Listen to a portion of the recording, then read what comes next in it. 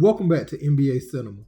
So I want to talk a little bit about Eddie House going at LeBron James this morning and his comments he made on JJ Redick's podcast saying that the first year Miami Heat weren't a super team, despite him saying not one, not two, not three, when he was calling out how many championships that team's going to win.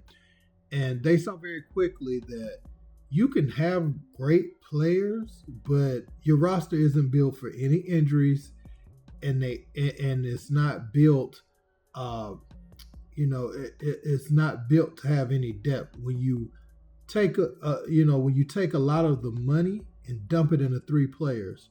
So LeBron kind of deflected that, and he framed it in a way where he wasn't running from the meltdown against the Dallas Mavericks. And let me say, LeBron James' career and his legacy is intact. He's got to just let that Dallas thing be.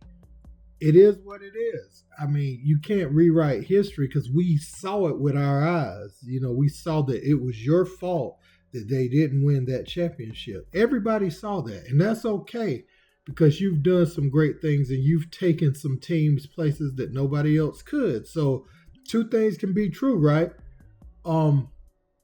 But Eddie House felt offended when LeBron was talking about how the role players didn't come through against Dallas and tried to add that to a reason that they lost when it was really solely on LeBron James if you watch that series. I mean, to be honest with you, it is what it is. Just like it can be solely on LeBron James for a team getting to the finals, that particular series is solely on him not winning. And it's okay. I mean, it don't lessen who he is as a player at this point.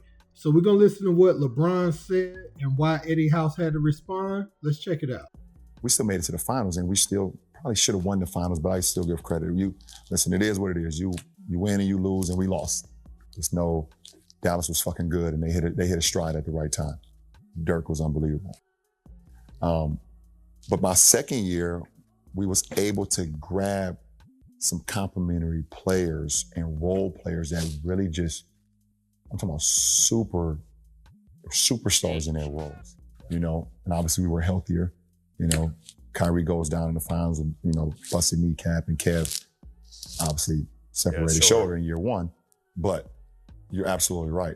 The complementary guys are ultimately the ones that will help you win the championship for sure. Yeah, and classified as a real super team. I'm kind of blaming you, Eddie. I'm taking it as he's talking about me. Yeah. You talk about me, brother? I'm saying those are the complementary players on the Heat that year. My guy, Eddie House, that year averaged 17 and a half minutes a game, 6.5 points a game. I didn't get enough minutes. And shot 39% from behind the arc. So there you go. Those are but horrible all numbers. these years later, almost 15 years later now, Eddie, and to think that you guys didn't win an NBA championship, not because LeBron didn't get the job done or Wade didn't get the job done or Bosh didn't, but you didn't. Okay, that's what he's saying. What I would say is this. Yeah. If we're going to point the fingers. Let's point it. We'll point the finger at the fourth quarter, collapsed every game that we had. Actually, you know what? It was 1-1, game 2. We were up. We collapsed in the fourth quarter. They tied it up. We win game 3. We go up 2-1. Right. We didn't win another game. So if we're going to, we're going to play the blame game. Let's play it. I wasn't out on the court. Right. Who was on the court? The man saying that the other guys wasn't getting Was it done. LeBron on the court in the fourth quarter? I don't know. You know what? He was, but he was. Hey, he was, but he wasn't. Yeah. So Eddie House, who was there, said LeBron James, he was physically on the court, but his presence wasn't felt on the court. And you're going to have some role players who feel some sort of way, especially with the meltdown. It isn't like these guys were just missing shots and it was solely on them and LeBron played up to his potential. LeBron was noticeably the guy who didn't bring it, to the level that he needed to bring it at. And it's okay to admit that at this point in your career. And that's why a lot of people are saying that the podcast the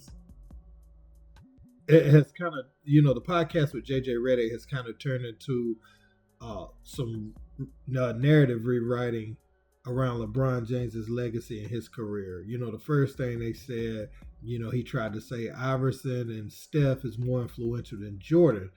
Doesn't seem, it seems harmless to say, but I think real ones know why it was said. You know what I'm saying? And so, um, LeBron, I don't understand that and bringing that up and trying to change that.